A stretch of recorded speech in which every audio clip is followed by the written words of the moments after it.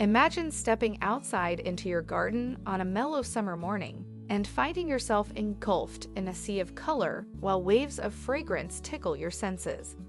The gentle breeze in the air trickles through the vines, melding together the scents of jasmine and roses. You may have stepped out into a cottage garden. Don't worry, you don't have to live in a cottage to adopt this gardening style. The cottage garden philosophy is adaptable to most types of environments, from suburban yards to city plots and even container gardens. What is a cottage garden? Traditional cottage gardens were modest affairs, packed tightly next to their respective cottages in order to maximize every inch of space. Originally, cottage gardens in England had to be productive spaces for their keepers, so every plant did double duty to add both interest and utility to the plot. You don't need to be a horticulturist to enjoy the benefits of this gardening style. Here are 5 ways you can incorporate cottage garden elements into your own design. Number 1. Choose plants that do double duty. Multitasking may not be desirable for our tired brains, but in the cottage garden, multitasking is encouraged because maximizing results while not wasting resources is one of the tenets of this gardening style. A few staples of the cottage garden that are both ornamental and edible include rosemary, lavender, thyme, hyssop anise, chamomile, verbena, oregano, marjoram, lemon balm, echinacea, and nasturtium. As a general rule, to create a nice visual flow, you should mix tall plants such as verbena and hyssop anise with plants that stay low to the ground such as nasturtiums and oregano. Number 2. Mix edibles and ornamentals.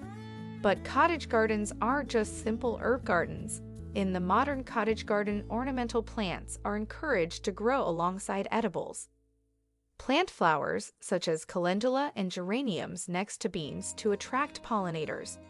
Add phacelia flowers next to cucumbers and bring some bees to the yard with some pulmonaria and brunnera next to your peas.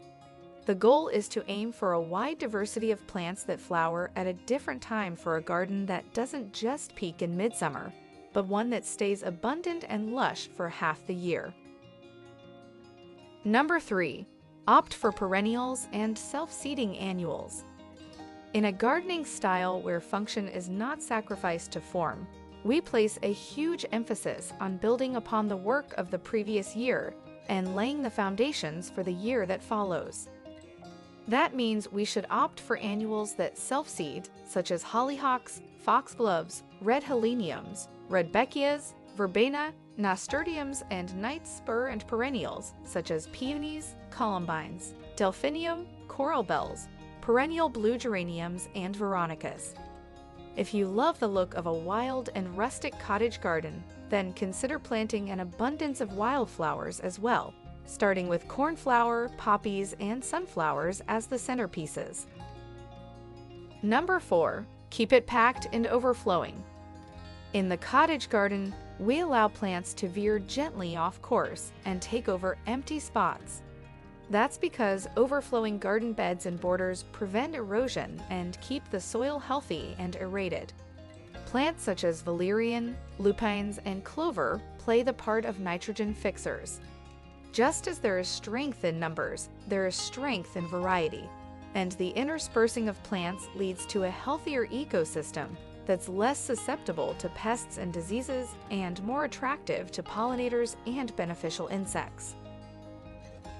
Number 5. Go vertical. Not only was space at a premium in the cottage garden, but the small plots of land would often be shaded by the cottage itself. That means the prevalence of vines and vertical growing structures has been at the heart of this style since the very beginning. You can use south-facing structures to build green walls of cascading vines, such as clematis, honeysuckle, and jasmine. Another practical option for adding vertical space to a cottage garden is introducing structures such as obelisks, pergolas, and lattices to support the weight of growth of plants, such as climbing roses and climbing hydrangeas. Well, that's all for today's video, guys. If you like this video, Don't forget to click the like and subscribe button for supports our channel. Also, you can turn on the notification bell for latest videos from us. Well, see you in the next interesting topics.